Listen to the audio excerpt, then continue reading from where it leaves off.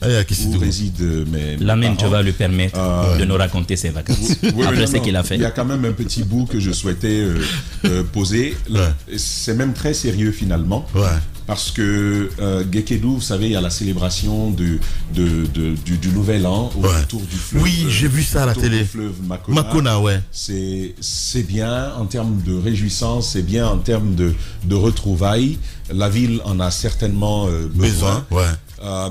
Mais je veux quand même interpeller les autorités pour voir comment tout ça se régente à ce niveau-là. Il n'y a pas que la joie pour être celle qu'elle devrait être. Mais c'est une tradition, à ce que je sache. Il y a aussi pas mal de dérives aujourd'hui. Ce que c'était et ce que c'est en train de devenir, absolument, il faudrait, comme par les années passées, et contrairement à ce qui s'est passé cette année-là, il faudrait un peu plus de présence de gendarmes pour les prochaines célébrations. C'est quoi au juste le problème? C'est quand même beaucoup d'alcool, beaucoup de fumée, de drogue. C'est quand même beaucoup d'excès. C'est beaucoup d'excès.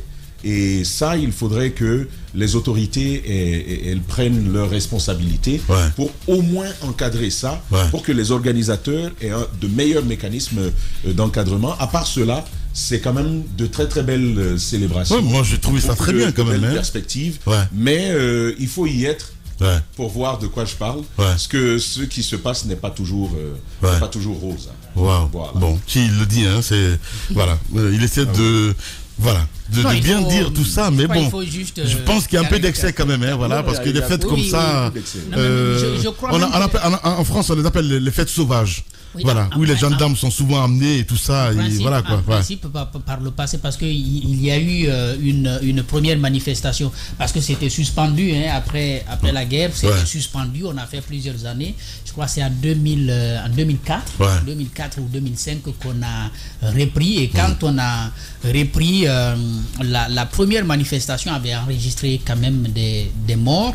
Et après ça, les autorités préfectorales avaient pris des mesures. Donc je n'ai pas compris pourquoi ces derniers temps on laisse faire. C'est que cette dernière année, sur 2022, il n'y a pas eu suffisamment d'encadrement. Les seuls gendarmes que j'ai pu voir y étaient eux-mêmes pour la fête. Et Lamine, ce qui aggrave cela, c'est la présence de cet alcool frélaté qui ne coûte rien du tout, accessible même à des enfants. Qui est fait à Zéry là. Non, ça coûte 3 000. Par les Indiens là. Celui dont tu parles, que je dénonce tout le temps là. En effet. Mais celui que je suis en train d'évoquer, il ne coûte que 1 000 francs. Et il vient de Sierra Leone. Et donc, des grandes gueules. C'est même un peu la mode. Mais vous n'avez pas idée de ce que ça peut faire comme dégâts. Ça peut faire comme dégâts pour les femmes, pour les hommes, et surtout dans un contexte de foule festif. J'ai encore à l'idée les pensées de Gustave Le Bon sur le comportement des foules. Ajouter à cela le phénomène de la drogue et de l'alcool. Je pense que c'est bon de célébrer. Nous y étions, on a vu ce qui a pu se passer. C'est bon de célébrer, mais c'est important, mais vraiment important, d'encadrer tout ça. Que l'État soit présent à l'intérieur de ces célébrations-là. Par les années passées, la préfecture, à travers la gendarmerie nationale et même des unités de police, y était. Cette année, ça n'a pas été le cas. Et ça commence à faire des vagues, et ce n'est pas qu'à Gekedou que ce phénomène est observable. Mais j'ai envie de rajouter, parce que, évidemment, on en parlera forcément dans les grandes villes, parce que tu as des recueils. Excuse-moi, Mohamed, parce que Tamba, forcément, tu as eu des confidences cette semaine quand on voit un petit peu comment, quand on parle d'incinération, par exemple, de drogue et tout ce qu'il y a autour, comment après c'est géré, c'est assez compliqué.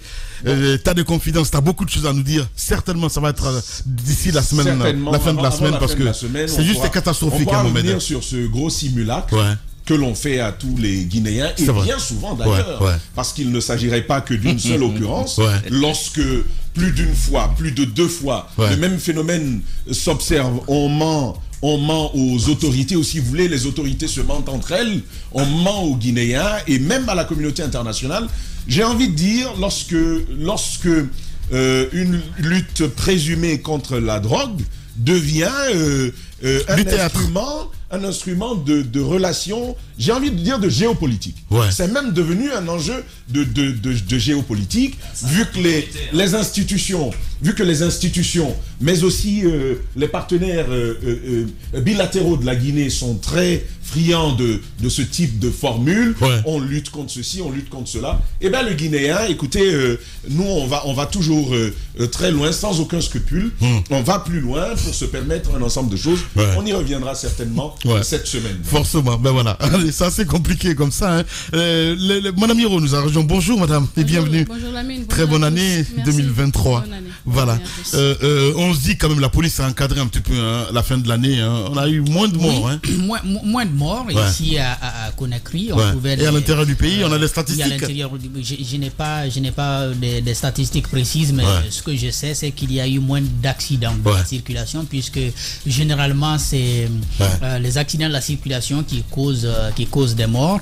Il y avait une présence effective de la sécurité aussi bien sur les grands axes que dans les quartiers, et ça c'est quelque chose à encourager déjà. Et puis il faut quand même le noter, au-delà de ce qu'on avait l'habitude de nous servir de la lumière au niveau des carrefours, il y a quand même des rues qui sont éclairées davantage, les artères principales, mais également les lampadaires. Oui, des lampadaires. Les lampadaires. Oui, les grandes gueules. Allez, pour une fois. Ce dont j'ai parlé, non? Non, mais ça ne tombe pas. Les grandes gueules. Il veut profiter d'une situation. Ben voilà, mais c'est ça en fait. C'est du Tamba. Les grandes gueules. Alors, ça a pris du temps, monsieur. Vous reconnaissez ça a que pris le du temps. travail a bien Tu nous été avais donné réalisé. 2 semaines. Non. Tu nous avais donné 2 semaines. On a pris un mois. Un mois en train d'attendre. S'il te plaît, laisse-le continuer. Voilà, Tamba, s'il te plaît. Les grandes gueules. Finalement, toi, tu vas devenir politicien. Tu as dit 2 semaines. Tu as dit 2 semaines, il a fallu 4 mois. Voilà. Ouais. Et au même moment, les mêmes fils, Tamba. les mêmes tissus, les mêmes bouts de pagne sont encore suspendus sur le Mohamed, merci. Les grandes gueules. Pour une fois, on peut féliciter un peu la police nationale, On peut sincèrement, parce que moi, on peut féliciter la police nationale. bah oui. Et parce que moi j'étais sorti et j'ai pu voir qu'à un moment donné on bloquait par exemple les sens interdits, parce que souvent la nuit quand c'est tard, les gens se permettent de prendre certains sens pour leur permettre justement de gagner dans la circulation, parce qu'il y avait quelques bouchons. J'ai vu que des policiers étaient déployés, donc il n'y avait pas la pagaille habituelle. Ça c'est quelque chose qu'il faut noter, et il faut, même si ça doit faire plaisir à Tamba forcément, ajouter au fait que la lumière a permis aussi que les choses nos routes sont éclairées, on a envie de dire. Voilà, non, parce que généralement moi les 31 décembre je ne sors jamais, et ma grande surprise fut quand je rentrais à la maison, il y avait les policiers dans tous les sens. Je dis waouh, pour une fois c'est le cas. Ils le font en réalité. Bon, j'observe ça depuis 3 à 4 ans.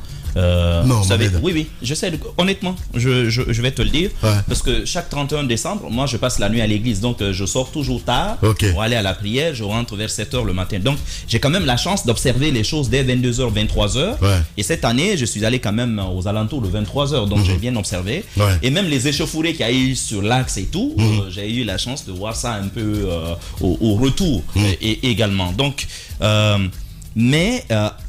généralement, même les écoles de police sont mises à contribution. Ceux qui sont en culotte là, et moi j'ai l'habitude de les voir sur l'axe, on les déverse véritablement dans la rue, tout. Cette année, c'est même ce qui a posé des problèmes. Vous avez dû vous rendre compte qu'il y a eu des échauffourées cette nuit-là sur l'axe. Et si vous voyez même le carrefour de Anko 5 a été complètement vandalisé, justement. Mais ils sont quand même là et tentent quand même de contenir justement les jeunes. Parce que souvent quand il y a des mouvements comme ça de foule, il y a des problèmes. Mais permettez-moi de revenir sur le cas de Guékédou. Je pense que partout où il y a un problème, il faut le transformer quand même en opportunité. Je trouve que la mairie, pour une ville qu'on a vue comme ça, devrait trouver là une source de revenus. C'est su, c'est connu que depuis des décennies, la Makonna, chaque fin d'année, est quand même prise d'assaut par plusieurs générations de jeunes, que ce soit de Makonna ou d'ailleurs, venus se réjouir. Vous le savez. Mais organisez la chose. Organisez la chose. Quand même, les berges, c'est des endroits, c'est des lieux publics. Pourquoi ne même pas carrément découper tout ça, en faire un marché, par exemple, comme vous le savez, par exemple en Europe, le marché de Noël, tout ce que vous voulez, mais la Makonna peut même devenir un symbole, ça peut même devenir une marque commerciale. Il faut penser aujourd'hui à réinventer les choses à Guékédou.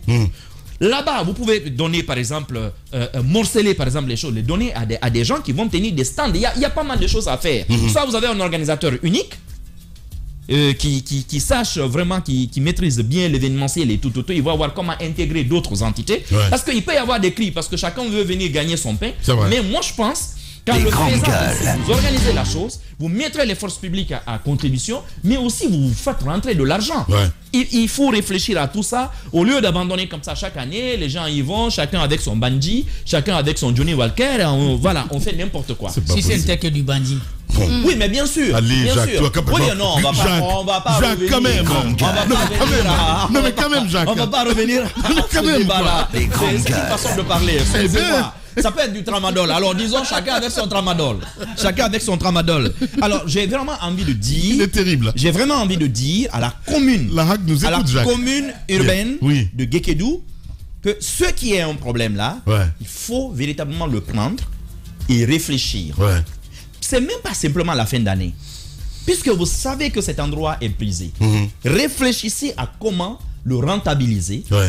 Vous le ferez en préservant les vies, parce que je n'ose pas imaginer un jeune qui tombe à l'eau pendant qu'il est sous.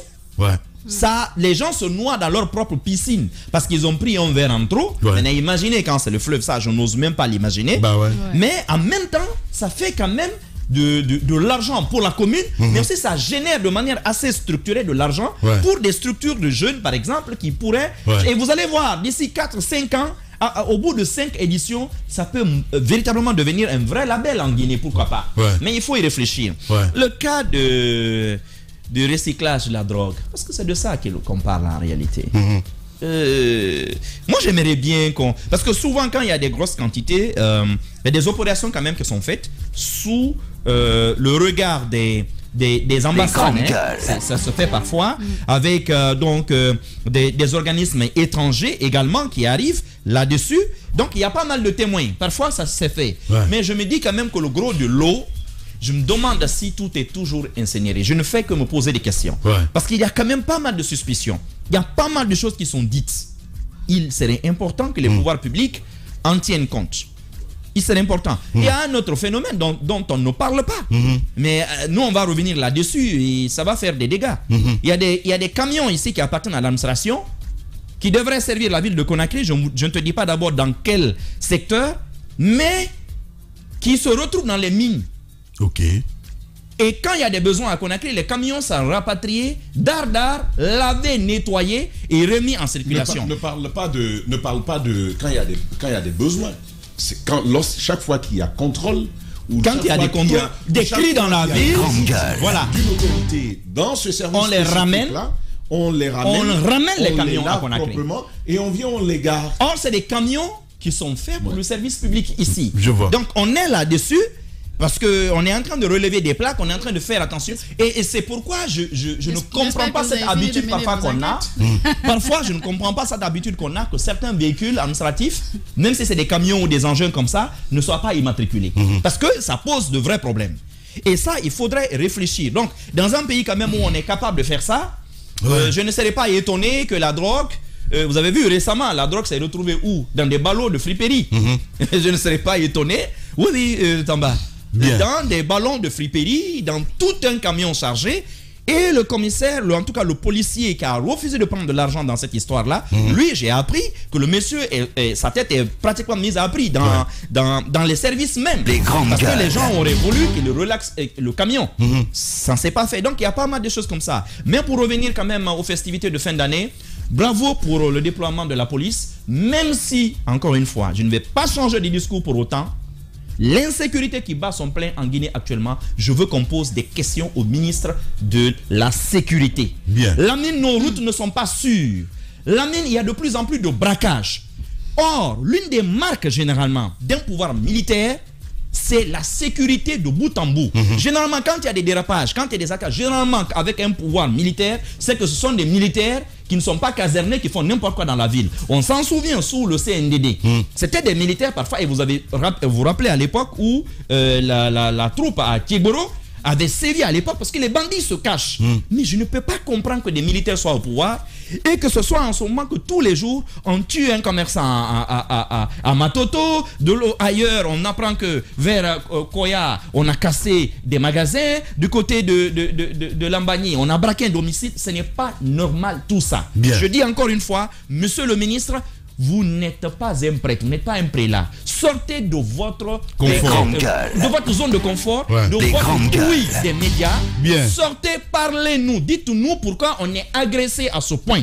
En ce moment, pas de nous parler, il doit agir, c'est tout. Il doit agir. Non mais en même temps, expliquez évidemment qu'est-ce qui se passe. C'est un ministre, attention, qui ne se parle pas avec plusieurs de ses cadres. Hein. Voilà. Ça c'est un fait aujourd'hui. Donc il faut qu'on sache.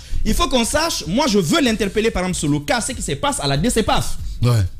Quand même, le directeur général et son adjointe qui sont suspendus pour des histoires d'écrasement de passeports. On va revenir, je pense, sur ce dossier demain. Il faut qu'on sache ce qui se passe. Ce département refuse de communiquer. Pourtant, ils sont là pour la population. S'ils ne veulent pas parler, ils peuvent démissionner. Mais tant qu'ils sont là, on a des questions à leur poser. Il faudrait bien que la population... Cette histoire d'écrasement de passeport, c'est même entretenu à la présidence, hein, mon cher absolument, il y a des systèmes de parrainage. Voilà. Il y a des systèmes de parrainage. En parlant, Tamba, si tu permets.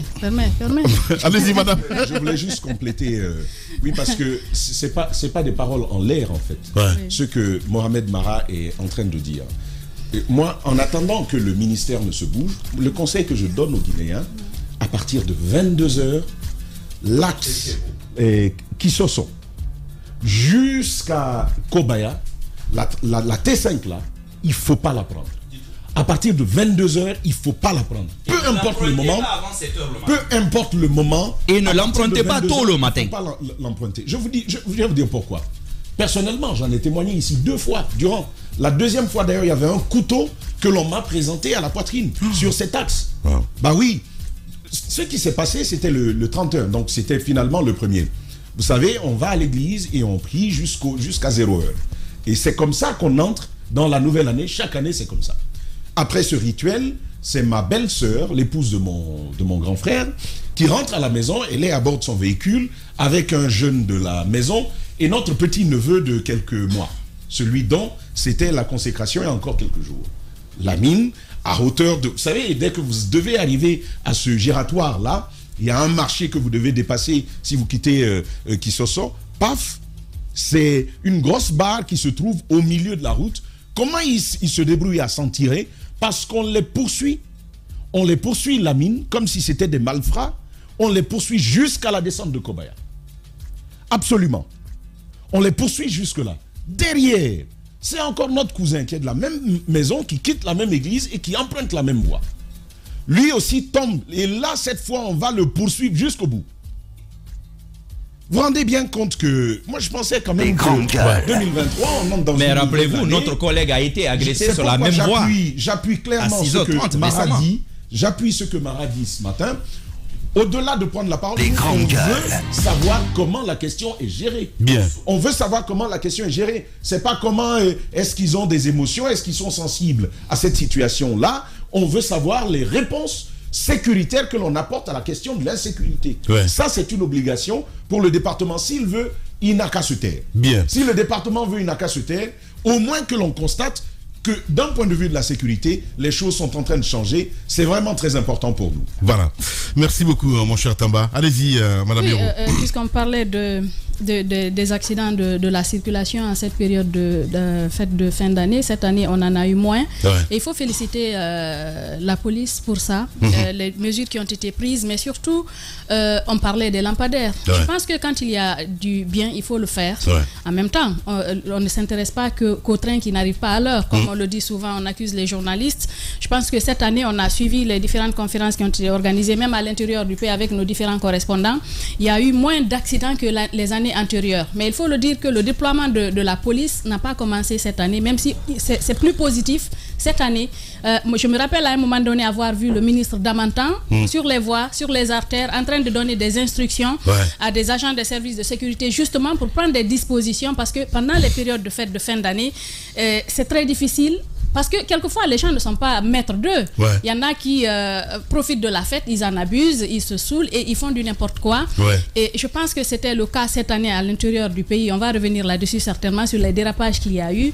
Tamba nous montrait tout à l'heure des informations qui viennent notamment de l'intérieur du côté de Guékédou. On va vérifier et voir ce qu'on a pu vivre ici, comme des événements qu'on a vécu le 2 octobre ici à Conakry. On a parlé de cas de viol notamment. Sur l'axe, vous vous rappelez, on a essayé, il y a une artiste qui a décidé de prendre la parole à l'époque pour dénoncer. Et en fait, l'homme, c'est quoi dans un État? La responsabilité sociétale. Vous avez des citoyens qui sont là, mais qui aiment être rappelés à l'ordre. Et c'est là le rôle de l'État. Il faut que l'État soit là avec le bâton et la carotte. À un moment donné, quand quelqu'un refuse, tu le rappelles à l'ordre carrément. Quand il dérape, même s'il faut les arrêter, les mettre quelque part, le temps qu'ils se rappellent que ce qu'ils font n'est pas normal, je pense que c'est ce qu'il faut faire. Il faut saluer cela. Mais en attendant, par rapport à l'insécurité que nous évoquons ici, Lamine, vous vous rappelez, c'est les coupeurs de route qui ont sévi dans le dernier trimestre 2022. Mais c'est juste incroyable. Je rappelle ce qu'on a vécu, notamment cette attaque d'un véhicule qui revenait de l'intérieur du pays où un bébé a perdu la vie parce qu'il a reçu une balle, justement venant des coupeurs de route. Il y a eu beaucoup de cas. On a suivi ce cas à Bouliwel du côté de Mamou, où nos collègues de Mamou sont partis, où on a découvert un nid de bandits avec des armes, des gens qui étaient là. Est-ce que c'était des coupeurs de route avec des tenues militaires qu'on a retrouvées sur place? Je pense qu'il faut se poser des questions. Quelle est la stratégie mise en place justement pour gérer le phénomène de l'insécurité? Parce que vous le rappeliez tantôt, ici tout près à Matoto, il y a d'abord eu un étudiant qui a été tué. Ensuite, il y a eu ce gardien qui travaille pour une société de gardiennage qui a été ligoté, battu à mort. Ici, tout près, par des bandits qui ont procédé à des attaques à main armée à plusieurs reprises ici à Matoto. Et vous parliez de l'axe tout à l'heure de cette transversale où on procède à des attaques répétées. Qu'est-ce qui se passe? Quelle stratégie a-t-on mis en place justement pour pouvoir canaliser le phénomène? Je pense que c'est important de ne pas dormir sur ses lauriers. Surtout que nous sommes dans une transition militaire. Mohamed Baran l'a rappelé, c'est très important. Dans une transition militaire, quelqu'un ne devrait pas, les armes ne devraient pas, comment je peux dire, les gens ne devraient pas se servir des armes en toute liberté. En toute liberté, qu'est-ce qui se passe réellement?